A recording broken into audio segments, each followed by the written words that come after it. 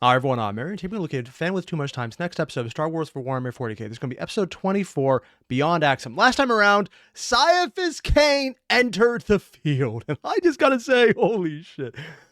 I knew people were like, yeah, they bring in some big names. I'm thinking, okay, it's going to be someone who I probably don't know, but it's just in their lore-wise, because there's a lot of serious moments here. And Caiaphas Cain, while he is a badass, is so much more of an interesting comedic personality in the 40K universe, which is a weird thing to say, I know. And for anyone who doesn't realize, yeah, he does do the badass.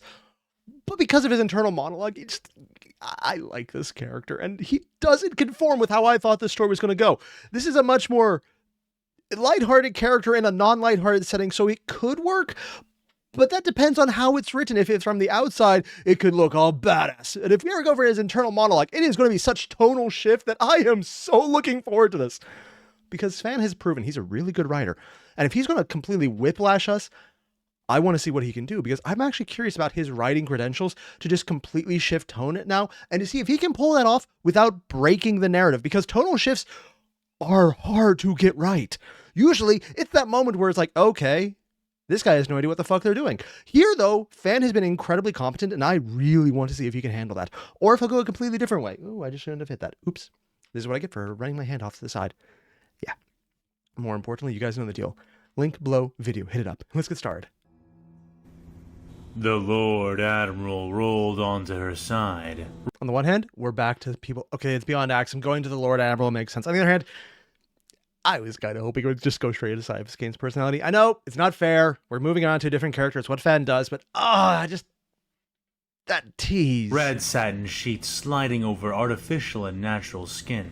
Artificial She skin? shifted again, and then Didn't once actually know they did that. I more just went before straight sighing. metal. She sat up, guess if they're yawning rich and enough. stretching her left arm, which was still mostly flesh and steel, unlike her right limb, which was quite thoroughly mechanical. Oh. None but the profoundly knowledgeable or uncommonly vigilant would ever notice, however, as she had taken great pains to ensure as seamless a set of augmentations as she could. But Okay, this is going to sound weird, but I didn't realize anyone in 40K did seamless augmentations outside of the Magus Biologus just because they can. I thought for everyone else, it was a matter of pride to wear the augmentations to make them look monstrous, because 40K making you monstrous to do your job is kind of a thing. But no matter the artistry of the prosthesis, or the bribes she offered the adepts of the machine cult, only so much could be done, and metal was not flesh, no matter what they believed. She was grateful to the tech priests and the Omnissiah for their work, yet the more mechanical she became, the less she found herself able to sleep through the resting cycle. What had once been a nightly routine had become a bi-daily event at best. Bi-daily? While it was technically true that she did not need to sleep any longer, not since her latest surgeries, she had been informed that it would still be possible. And in spite of how vulnerable she was while doing anything resembling sleep, Rolla Sindura still found herself desiring it deeply. Now, this is interesting. This is someone who initially came off as rich, upper crust, competent, but not nearly as heavily entrenched. More like, okay, you're rich enough, but you're not insane, which sounds like a weird thing to point out. But considering upper levels of anything in 40K are usually either obscenely competent and held back, or incredibly incompetent and put there in positions of absolute corruption. This one, I wasn't sure which one this would go on, because she seemed more like she was going to be on the competent but held back by something outside. And I'm very much sticking to that now. We're getting interesting information about her character thought process right now. Because trying to look human, going to look younger, because she did that on purpose, giving herself a more charismatic approach so that she could see all this, but also heavily augmenting herself to the point where both arms are, well, one is still looks it, the other one really doesn't.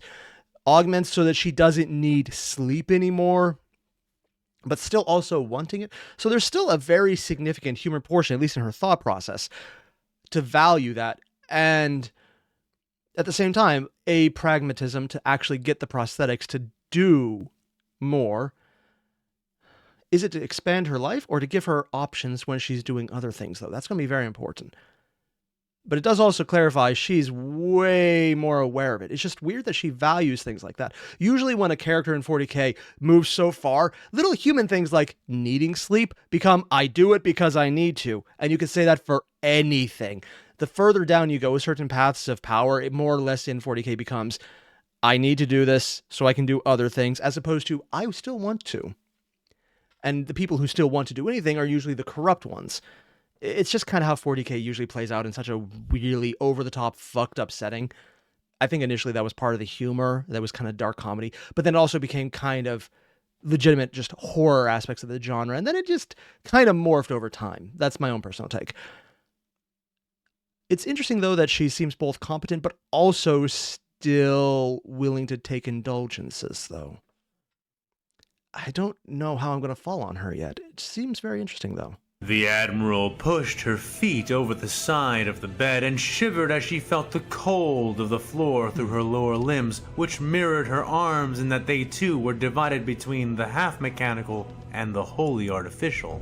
So one she is took a almost moment to completely distract prosthetic. herself, trying to notice the precise differences in the sensation fact that she based has on to what look each at it, foot though. felt. A lot of money It and a lot was of more power to make it seem painful, human. she realized. The Mechanicus had learned how to wire nerves into human spines as easily as a seamstress might stitch clothes to seam or cut. Oddly enough, that's actually something that's incredibly common, and it's just weird that they're putting it in such a benign, hey, here's normal senses of feeling here. Normally when you hear about the Mechanicus exercising their fleshcraft when it comes to nerves, it's to intentionally make people feel pain, to just fuck with their heads, or to just completely cut it out because pain is a distraction for people who are literally carrying radiation guns, Skitarii, basically. So having someone actually at the baseline is probably a weird request for them. They had become Which is really so cool to actually proficient, make it. in fact, that they had managed to create artificial nerve endings which felt everything but pain. And it was only after one possessed such nerves that one realized a startling truth. Everything hurts. Petting a canid, drinking recaft, taking a soft shit. All of it hurt, though regular humans simply couldn't tell, since pain that subtle could only register if a person had the opportunity to compare life without it. That is actually a very interesting point to bring up. One of the greatest ways that this is actually a completely accurate point is the concept of massage. There are people who have more sensitized nerves, so when they have a massage, it hurts. Like, legitimately is very painful. One of the most famous notable people who have that is Alan Alda, the actor from MASH, and I realize I'm dating myself by referencing something from that time period. Yeah. But he's one of the people who went on the record and said because of how things feel to him, the very act of having someone touch him is pain, because of previous experiences where how he internalizes it. Other people who don't have that association recognize it as pleasure. And it's one of those weird ways that technically the concept of pain as pleasure, this Slanesh does, is actually kind of backed up by reality. So cutting it out completely is weird. It's just nervous and there are different connections, but it's not a completely dissimilar sensation in the same way that taste and smell are actually incredibly similar sensations. Not the same, but kissing cousins, I guess, would be the easiest way to say it. And without the observation to put in perfect there, though. nerve tuning of the tech priests, it would have been impossible to even experience that difference. Rolla imagined that this was one of the revelations of augmentation lauded by the priesthood, since it reminded her who and what she was, and what it was to be human.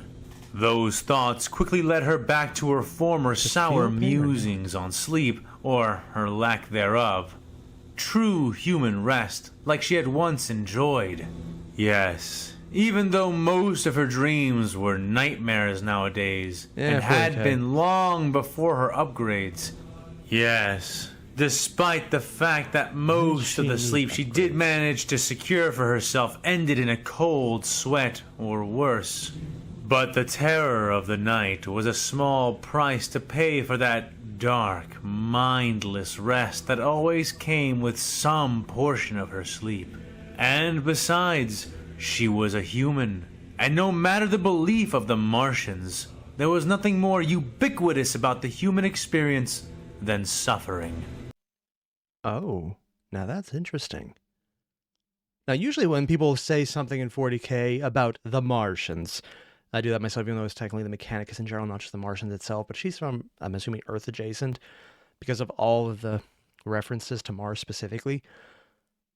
Normally, when you make those references to the Mechanicus, it's, oh, they don't value the human. No. And which is actually a very common misconception, because they actually value the human aspect. They just think the flesh that makes up people isn't the human thing. It's the mind that is the most human. So they discard the flesh to protect the mind, which is what they view as the most human. Hers, though, isn't that the mind is the most human. It's that suffering is most human, and maybe the flesh does it better. That is a very dark way to look at it, but also for 40K, completely accurate, if we're being honest about that. Yeah.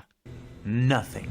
She stood and strode over to her wardrobe, rejuvenated skin and synth flesh sheathed in a modest black nightgown. Why, With a though? flick of her thoughts, the wardrobe opened and deployed, unfurling before her in jerky, mechanical fashion, its many robotic display hooks and arms holding out her various uniforms and dresses like a cadre of faceless servants. Dude. She Probably perused her servers. options, selecting a black uniform with golden trim and a particularly audacious shoulder ornamentation over her right side. She did not trust her servants to prepare her clothing beyond laundering them, nor to witness her in any vulnerability that one could call nakedness. She was the Lord Admiral. She sat atop a harrowing pyramid of death, intrigue, and eternal ambition.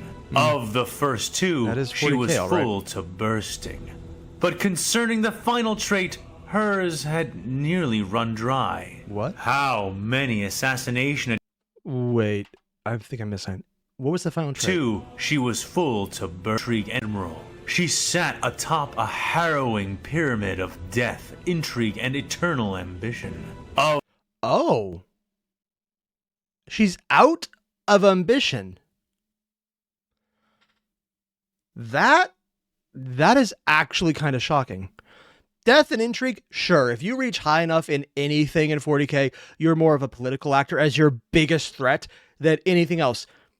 Frankly, when you come right down to it, if you can deal with, things trying to literally eat your soul better than politics, Space Marines might be the more sane option. That's a weird thing to say, considering literally eating your soul is an option, and for a lot of the enemies in 40K.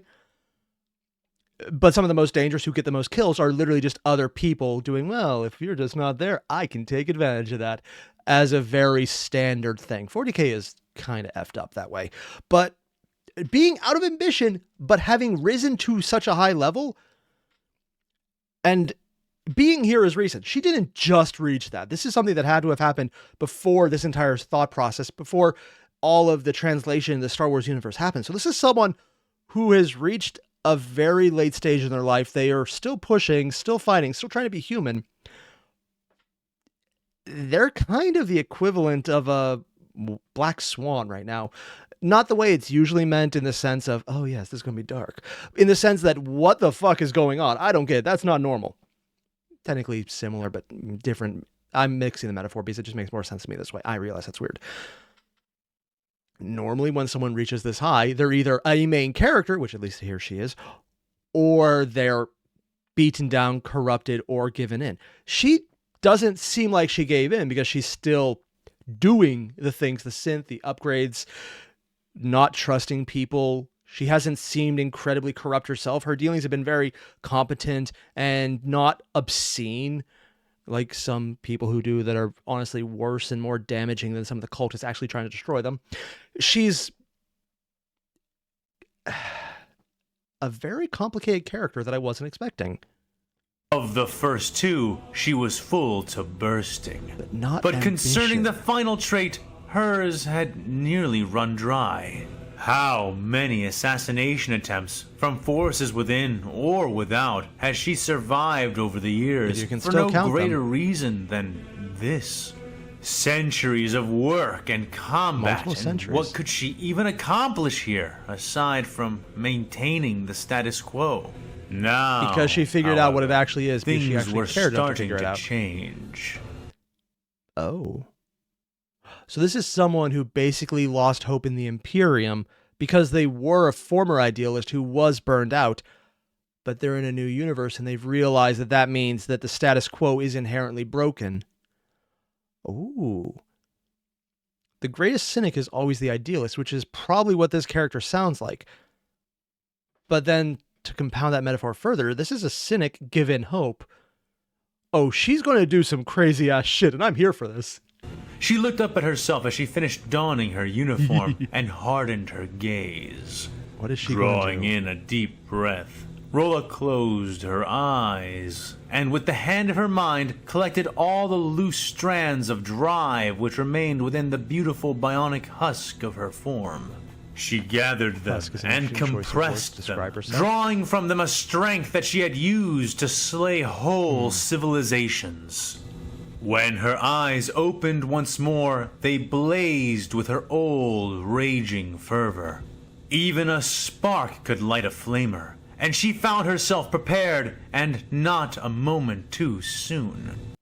Okay, yeah, I'm absolutely convinced right now. This is a character who is literally being reinvigorated by possibilities they thought were long gone. Especially since she described herself as a husk. That is such a good way, because describing someone else as a husk, someone burned out, yeah. Describing yourself as that, that's a level of understanding why she has no ambition, because she's given up. But she's not corrupt, which is how a lot of people go. It's like, well, there's no way to change it. I might as well enjoy it. This is, I'm going to do it, but fuck, I'm just not, I'm done. But now that she has a hope, this is someone who's probably going to become a zealot for something, because that, sorry, I know I just keep coming back to this. This is a character who is going to break shit. And I really want to see just how far they take it. Considering they're a Lord Admiral, oh, they have a lot of options over what they want to use to break shit. A beep at her door indicated someone seeking to enter her chamber. Who is it? Mike. She asked into the air. A small vox near the mirror she gazed into spoke the answer in the voice of her guard captain. "Message for you, ma'am," said Alvat from outside. "It's from the Skywatch. I think they are moving to an objective," Oh. he added a moment later. She nodded, though he could not see it. She had been expecting this. After all, Space Marines were what they were, and what they were was not idle. Very Accurate. well. I'll receive it on the bridge. Let us see where the old Marine thinks we should unsheath the Emperor's sword.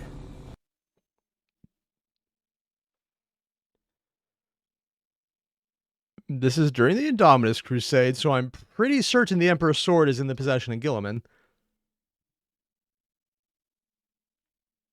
Otherwise, I would think that they're being metaphorical only. Maybe he's there?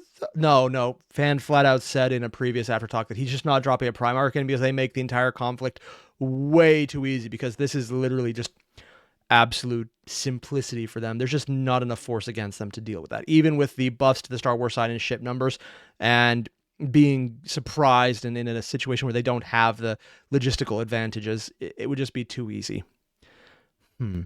So it's probably a metaphor to use Emperor's Sword. Okay, makes sense.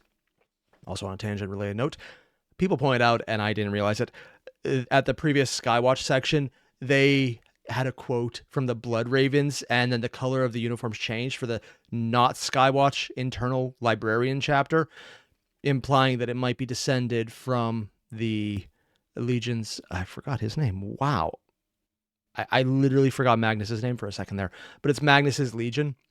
I should forgot the number though. Whatever, I never cared about that part.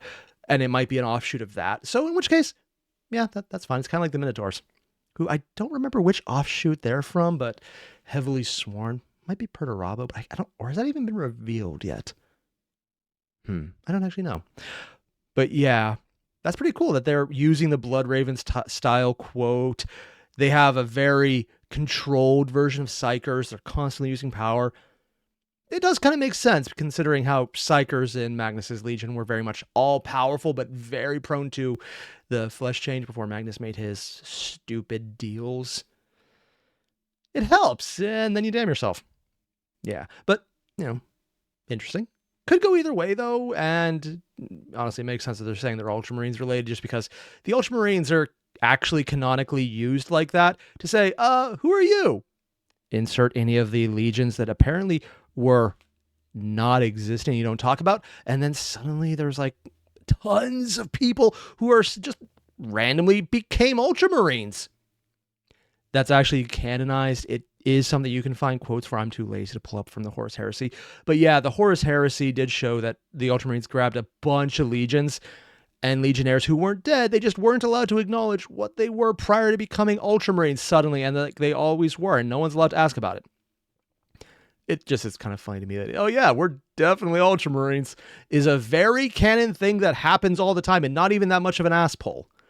It just amuses me. CT-7226, the clone trooper otherwise known as Bucket, spun in his chair, his helmeted head lolling lazily from side to side. Interesting Dr. background music Sheena choice. tried not to pay any attention to his fidgeting, knowing it was his own way of coping with the silent stress which filled the air. For what? Instead, she redirected her focus to the lab results being projected before her hover chair.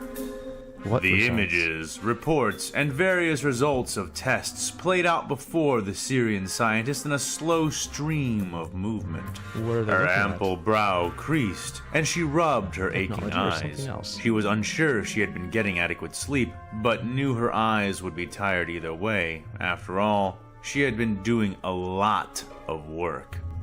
All of it, in fact. Sheena hated doing this all So on back her with own, Sheena. but she had no choice in the matter. The last time we saw her, she was unraveling some of the mysteries behind Palpatine and figuring out what's going on there. But now they're doing test results. Did she just move on to something different? That's the most likely option, unless there's something else?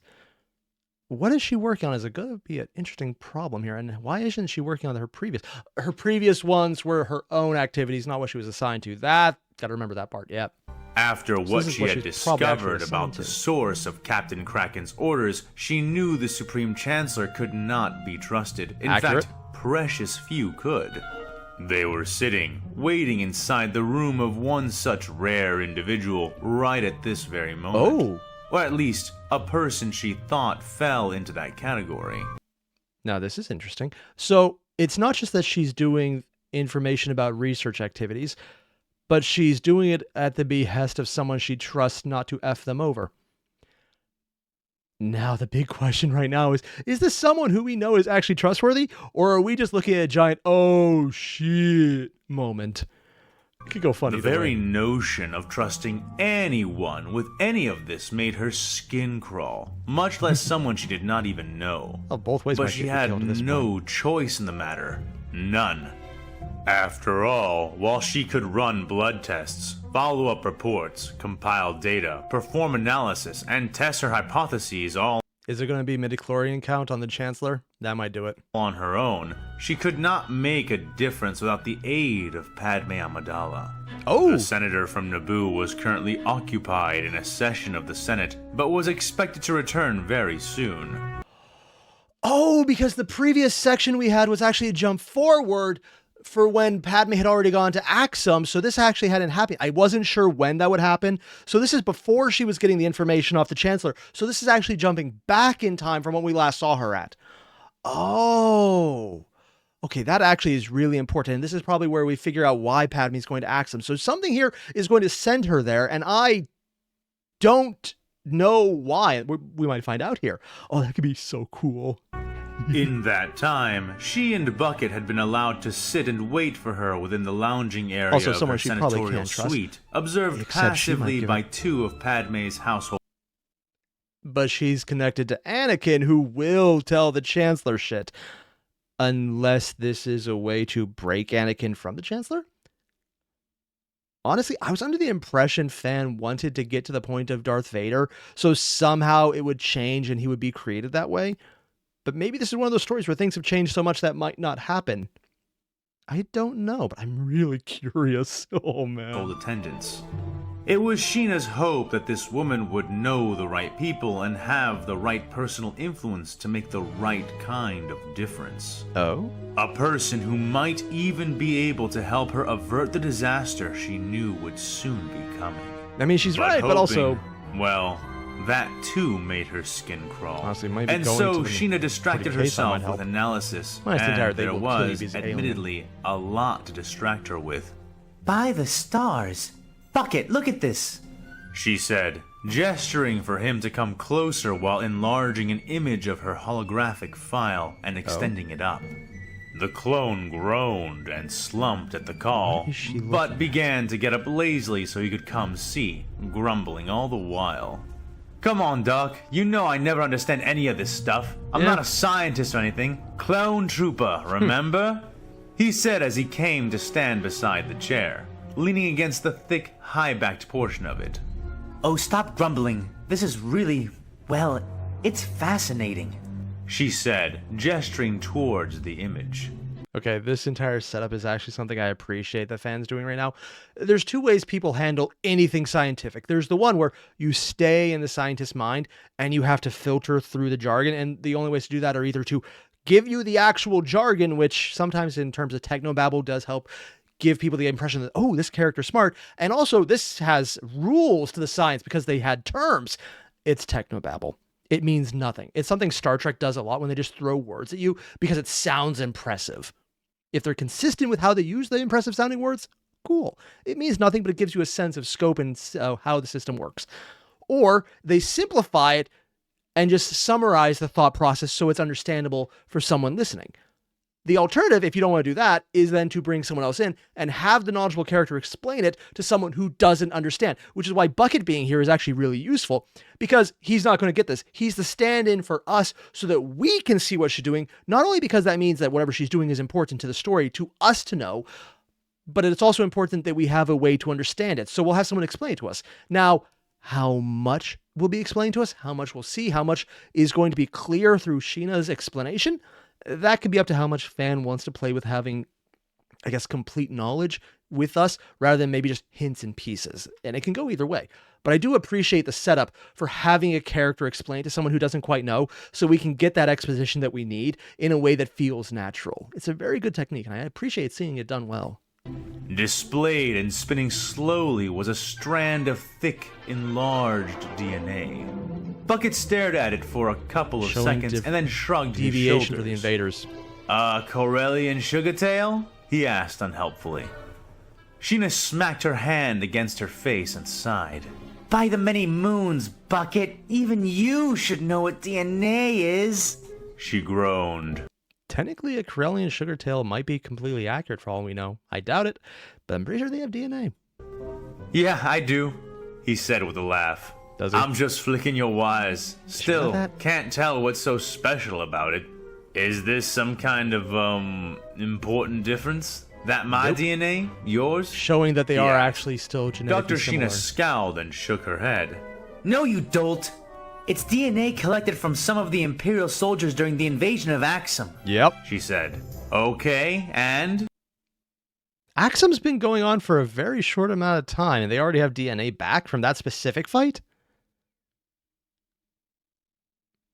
This must be set further in the future than what we've seen so far, because otherwise it doesn't make sense for someone to have already returned with samples from there, considering I don't think any ships have left canonically, unless it just happened in the background and we're just unaware of it, which is entirely possible.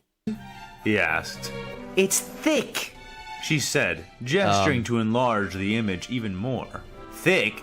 He asked a moment later. Yes, it's too thick. Look. Dr. Sheena Space tapped Marine away or at a something console else? on her armrest, and an image of another, thinner strand of DNA was projected next to the first.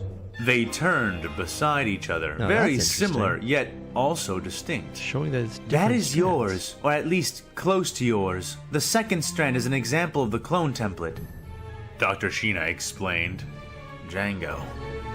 Bucket said softly. She nodded. So wait, why are they so different? Aren't they supposed to be human, just like Django Fett was? He asked. Well, yes and no. They are definitely human, Is it or taken at from a least space human-derived. or something The match else? in the genome sequence is uncanny. They aren't Odd just audio. like humans, they encompass humans. And much more. She said. Much more? How? He asked. I am not sure. I thought it was genetic augmentation at first. This could be really cool. Now, on the one hand, it could just be a reference to Space Marines, the gene seed, how there was genetic manipulation going on if it was taken from a Space Marine.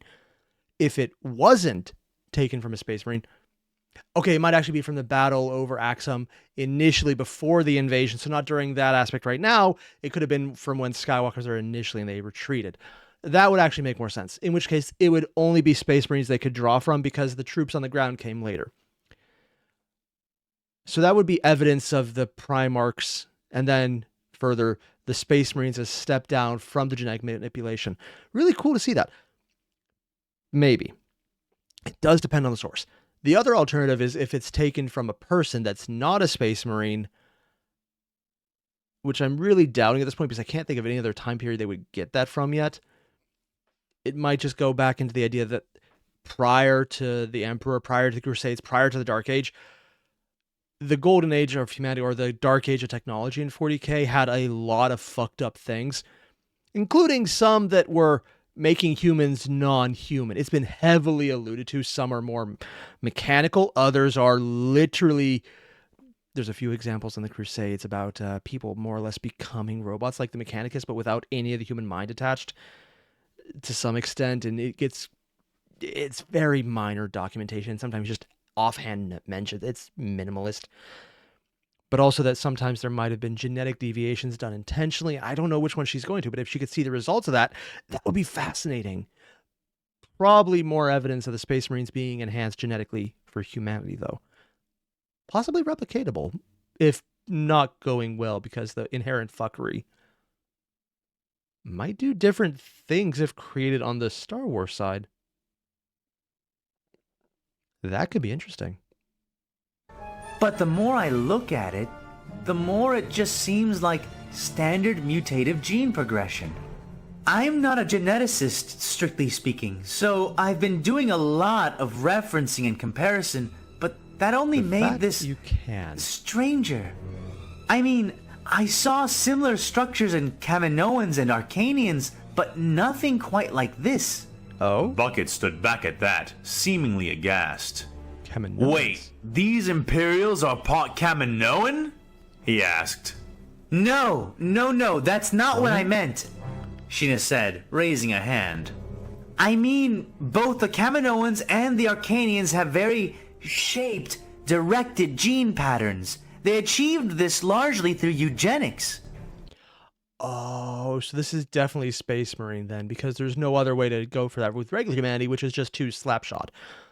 Previous examples, sometimes defects in there, mutations are one thing, but the only one that's actively created and does play that much of an effect would be the gene seed itself. So she's seeing the after effect of that. Oh, dude, what is she going to take away from this, though? She said. Eugenics? He asked.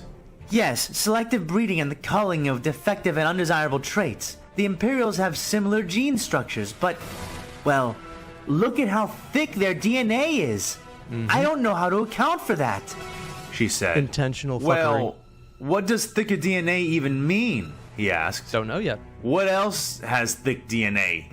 She paused before answering him, stroking her chin as she pondered the question. To give people an idea, 20% deviation of genetic material is more than most living things on Earth have. So any noticeable difference that's significant is huge. I mean, there are some that are just completely weird, like viruses, for example, which are not even complete strands of DNA. They're specifically on that level, and they are like just RNA based, which is sometimes related to DNA, but not DNA. And then there's just other oddities. But most living animals have very similar DNA, less than 20%. I think it actually might be like 8%, 5%, but I'm just being cautious and saying up to 20% is high. That said, to have noticeable thicker DNA means that there's significantly large deviations. Again, implications I'm well read, but not a gene expert myself, so this is probably wildly off the mark. But if I had to give a face value explanation of what this should mean, it would mean that they are older than the rest of the human race.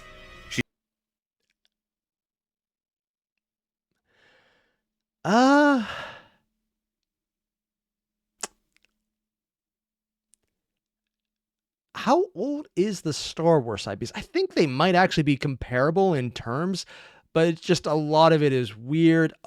But humanity wasn't in the very early stuff about Star Wars lore, so okay, that makes more sense. It's weird depending on how long you take it. Like, if you're going back all the way to the War in Heaven, that's one thing. 40,000 years versus 10,000 years is a lot of deviation, and I'm pretty sure that I don't actually know how long humanity was around prior to the Galactic Republic. But even then, genetics don't drift so much that they would be thicker. Even if the 40K timeline and then the previous centuries prior to that would be an included mounts, just because there wouldn't be enough people for the genetic deviation of what could come later. But I'm mostly attributing it to maybe fuckery in general from the dark age of technology.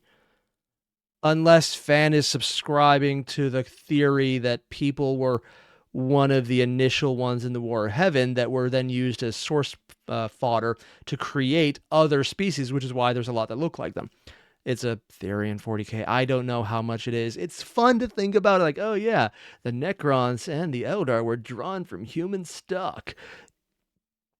There's some supporting evidence, and with warp fuckery, it's always a possibility, but I don't put much thought into that. Maybe Fan does, but I really doubt, because he hasn't led into that one prior. She said at length. Older? The clone parroted. Yes, older. Much older. Between 80 and 60,000 years older, if I had to guess. 80 to 60. That is significant, because that would also include their own genetic timelines, which would include the entire, well, history of the Republic, because humans were there pretty early on, because, you know, Jedi prior to that were human as well, and they existed prior to the Republic. Adding on to that, that would almost probably be close to War in Heaven ranges. Where is Fan going with this? But that doesn't make any sense. Even accounting for light speed relativity, the difference is so drastic it almost implies time travel. She was cut off as the doors into the senator's suite slid open with... Fan? Are you playing with the very first line of the very first Star Wars movie a long time ago in a galaxy far, far away? Are you literally bringing that line into this? That looks interesting. I had a weird thought of the Yuuzhan Vong being just what the swarm or like the Tyranids would become if they had won.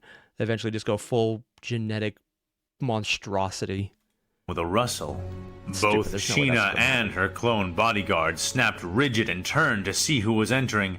Both slackening at the sound. The senator's suite slid open with a rustle. Both Sheena and her clone bodyguard snapped rigid and turned to see who was entering. Both slackening at the same time as well when they saw Padme and her attendants begin to filter in. Ah, Dr. Sheena. Padme greeted, smiling warmly as she came to take the woman's hand in both of her own. It's a pleasure to meet you, and your escort as well. Bucket beamed inside his helmet, and Sheena offered a nervous smile of her own. Thank you for seeing me, Senator. I know you must be very busy, but I assure you, what I need to say is of vital importance, she said. Padme's smile withered slightly, and she nodded more seriously, cautiously taking a seat nearby, being careful with her pregnant belly. Oh, it's that far in the timeline. This is probably not a surprise to anyone else, but I haven't got this far into Clone Wars. I'm working on it. It's slow. I get distracted easily by shiny things. Yeah, I have the attention of a goldfish, essentially. I'm aware of that. This is shiny, so it keeps my attention. But I didn't realize all of the battles at this point would be so close to the end of the Clone Wars. This is there's only so many months you can have someone. So this is within, if it's visibly swollen, that has to at least be, I don't know how long that would take in a pregnancy. Definitely not the first trimester. So anywhere from 3 months in to 6 months in or later. So this could be right at the cusp of Order 66 and everything falling apart right before the invasion of Coruscant space. Oh, wow. again, whoever watched the Clone Wars, this is probably obvious to them.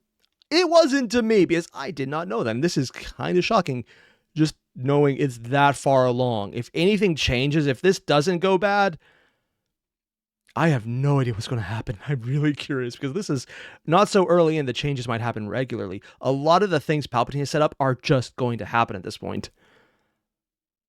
But maybe the Star Wars invasion might be enough to change it? I don't know. Oh, jeez. Sheena spied that the senator was quite far along, and was shocked to realize that, Like in her laughing and vast breathing at the memory, same she time could by not accident. recall the father to the popular senator's soon-to-be-born child. Odd. Wait. Quite far along, and was shocked to realize that, in her vast memory, she could not recall the father to the popular senator's soon-to-be-born child. Yeah. Odd. Yes, your holo suggested that much. How can I help you? Are you in trouble? Okay, this might just be me, but for some reason, fans' audio is doing weird things on headphones where it's transferring from one ear to the other. I don't know if that's just the mic he's using or just some weird effect. It just never happened before, as far as I know. Still sounds really good, though. Just weird effect. I'm not sure if anyone else had that issue. It could literally just be my setup, though. Padme asked, eyes full of worry for the Syrian, despite her own vulnerable state. Sheena nodded and eyed the senator's attendants wearily. The women, of which there were 3, lingered near the back of the room silently, waiting to be needed. Padme seemed to notice Dr. Sheena's stare and followed it, a twinge of pained frustration flashing across her face before looking back at her guest. You can trust me, and you can trust them, I swear it. But can you trust She said who without she would talk hesitation. to? Sheena paused for a time, but then nodded slowly and turned back to the senator. Senator Amidala, I am in danger. And so are you. So are we all. Accurate. She said. From what? Padme asked. A lot of things. The Syrian doctor paused Guy again, in charge. a true sense of People trying to anxiety kill everyone. rushing through her, like the last Random look over bullshit the Sith. edge before leaping from a terminally high What will cliff. she say, though? But before she managed to muster her courage, Bucket spoke for her, stepping Really? forward as he did. The Supreme Chancellor, ma'am. We have reason to suspect that he is behind the hyperspace ramming incident around... Oh, okay, so this... Wait. Okay, so they knew about that prior, and what? I feel like I'm getting information confused here because I thought that that came up. Oh no, they were finding additional information on him. So apparently they were sure about this well before the hacking event we previously saw, which was out of order because it was about different aspects pulled out together. I guess I did realize or not read this all in correct order. Oops. That's a little disappointing on me, but yeah, it was the side materials that came up in the playlist in this order. Can't be helped. That said, wow, Bucket just cut into the heart of it immediately. Good for him. Pazob. Padme's face seemed to go blank with shock before a streak Will of she subtle believe it, agony though? crossed her features again, and she shook off the surprise. These are serious suspicions. Yes. What can you tell me about why you believe this? Asked the senator. It's all right here. Sheena said, supplying the data she had managed to slice earlier that same day. Time What? was taken to show her what the data meant. Wait, is that implying... Is she talking about a different slicing or the one we saw where she was doing this earlier? Because I'm pretty sure they mentioned Amidala was already going and she's still here at this point. This was about a planned trip and she hadn't actually left yet? Again, I'm probably missing something obvious. How it proved some connection between the ship that had presumably begun the war and the office of the Supreme Chancellor. This isn't much. Padme said at the end of it all.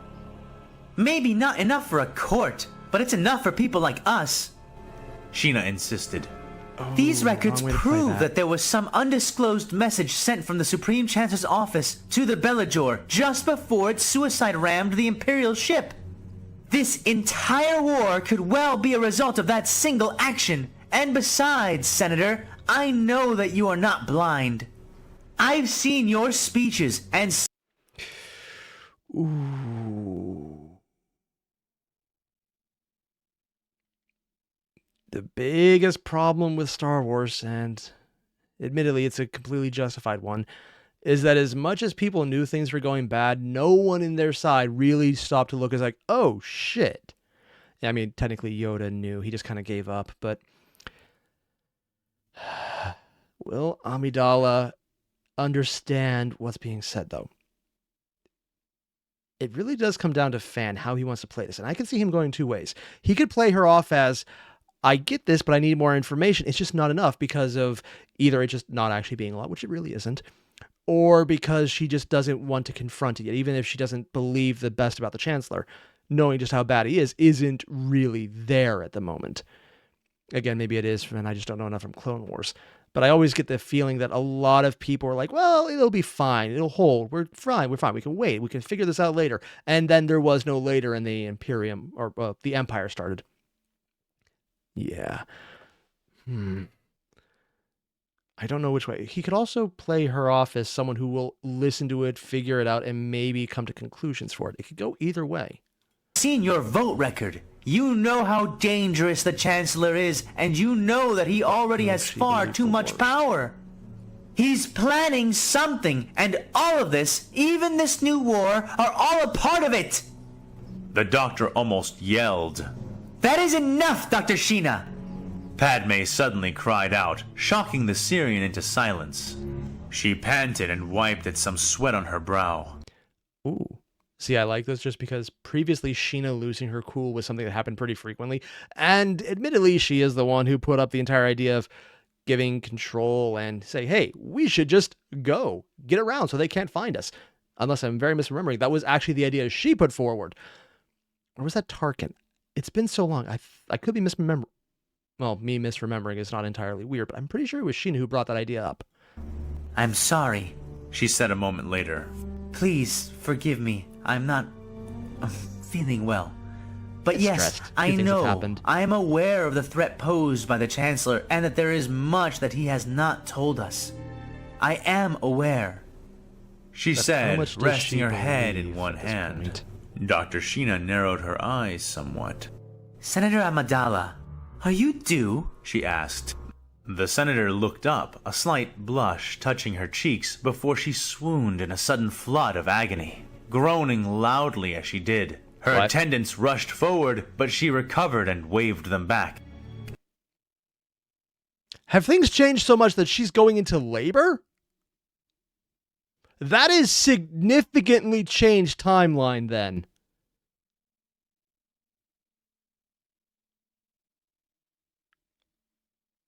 Or is it just random pains during the childbirth process?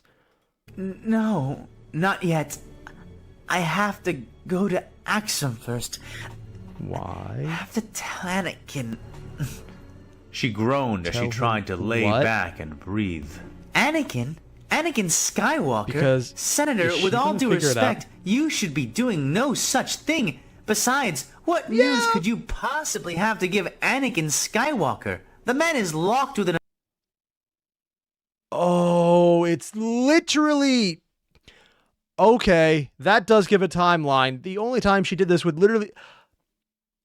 These were freaking clues! Okay, well, I should have just chosen a different way to do this. I was wondering why Fan was pulling up the scenes where literally they're showing them talking, including up here, where I'm pretty sure this is where Anakin found out he's about to be a dad. So we're at that point where it would coincide with the movie. So things have differentiated so much that the battle over Coruscant hasn't happened because it's happening in other places, drawing the focus. So Palpatine hasn't put out his coup de grace over the entire Republic at this point. Instead, it's literally come to this. Okay, that is significantly different. That is a huge indication that the timeline is beyond borked at this point. We're actually in the part of the timeline where Revenge of the Sith would have been ongoing now. That is much further along than I thought. I guess there was a much bigger time skip, or things moved really fast at the end of the Clone Wars. But wait. There were a lot of moving pieces at the end of the Clone Wars that would have happened by now. With the Mandalorians and Jedi involvement, mostly the Mandalorian stuff. How much of that would play out differently? Would things go weird? I don't... There are so many pieces that can move just based on the timeline being this advanced without certain key aspects happening or being moved by Palpatine. I knew things were changing, but I thought it was early enough in that the biggest conflicts and conclusions would be far, like, well, not just far in the future, but much more malleable, so they might happen differently. But here, they would be happening, but without key players, so they can go very differently. Forgive me, I'm not feeling well. But yes, Senator Amidala. Here we go. Are you due? She asked. The senator looked up, a slight blush touching her cheeks before she swooned in a sudden flood of agony, groaning loudly as she did. Her attendants rushed forward, but she recovered and waved them back. No. I have to tell Anakin. She groaned as she tried to lay back and breathe. Anakin? Anakin Skywalker? Senator, with all due respect, you should be doing no such thing. is Sheena gonna Besides, figure it out? what news could you possibly have to give Anakin Skywalker? The man is locked within an unsanctioned battle with the Imperials at this very moment. Is it unsanctioned, though? Nothing you could tell him would be relevant to that. Dr. Sheena said, waving the attendants forward in spite of Padme's former gestures. You're wrong. Padme said, before another rush of pain took her. The forestalled attendants came to either side of her, taking her hands as more sweat shone on her face. I have to tell him. The senator insisted, Is she gonna even as a remember not to say it, liquid though? stain began to appear on her dress, and her aides began to urgently call for medical aid and began to appear. I have to tell him. The senator insisted, even as a liquid stain began to appear on her dress. Oh, okay, this isn't just... Her water just broke. So that's not just within 3 months. That's not within 6 months. This is the 9 months are over. Luke and Leia are coming. Darth Vader hasn't been created. Anakin's about to get out of the prison. Unless he is tortured and then inflicts the pain on her, Padme might survive temporarily. He's not Vader yet.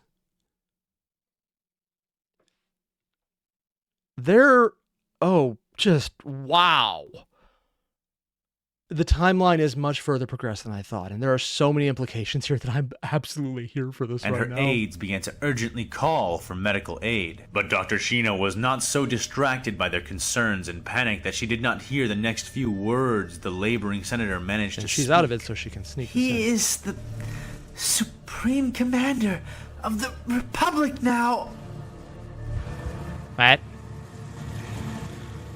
So there was a lot of things I was expecting here. One, that this was further back in the past. I wasn't sure how fast Axum was to the end, but apparently the answer is that, plus the time skip to get to the invasion was enough to get to the end of the Revenge of the Sith timeline, because, I mean, Luke and Leia are on the verge right now. They'll probably be born on the way to Axum.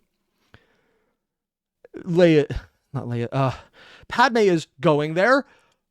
Anakin is the Supreme Commander of the forces, which admittedly he's probably one of the few Jedi who can actually fight well and lead well at this point, because everyone else was levels of it. Honestly, Kenobi would be a good choice, but there's no way he'd ever be recommended because he's much more defensive. That is a huge change, and he's essentially in the Horus role, which, I'm going to say something that might be controversial. I hope it goes just as well for Anakin as it does for original Horus. Taking out a certain monster who's a fake emperor. And admittedly, 10,000 years of him being an empty husk on a throne, suffering, sounds like a really good fate for Palpatine. Admittedly, that also is kind of what happened in canon, but he was way more animated as a husk. Yeah. Might be funny, though, considering he's basically just a possession tool at this point, and that would suck if he couldn't actually get a new body. Just ways to fuck over Palpatine are always fun to me, and I stand by them. But wow, so many things happen, and I... The timeline is broken so much more than I realized. Yeah, I get it. Massive war. But I thought that could happen early on where maybe everything else happening might have already happened or would have been so far in the future that it wouldn't really matter when we move on. Here, I'm freaking out because of this is confirming where things are, what balls are in play, and how many of them have been lit on fire, smashed with a backhoe, and then sprinkled over someone's meal just to eat them and choke on the fact that they're eating balls. I'm assuming tennis balls in this analogy to make it a little less disturbing, because I do that occasionally. Wow. Between that and Caiaphas Cain, in the first bits of this episode, episode 24 is literally just like, hey, you like twists? Have a twist. The second one, the War Master, Supreme Leader of the Armed Forces. I'm going to call him War Master. I'm going to do it on purpose at this point because I'm going to do it intentionally. And if I don't, it would just be unintentional. So I might as well do it intentionally. Anakin the War Master is going to be such a cool change. I really want this. This is going to be fun. Yeah, I know. Timeline, it probably wasn't a surprise for anyone who knew more about Clone Wars. I didn't. So this is kind of shocking to me, and I love it. Basically, what I'm saying is I'm here for whatever's about to happen next. And I think I could swing enough adulting time to put aside that I can actually watch the rest of it in one go next time around. And I just really want to do that. Unfortunately, I have to adult tonight, so that's not a possibility. Otherwise, you guys know the deal. There's a link below to the original video. Hit it up. I'll see you in the next one. Adios.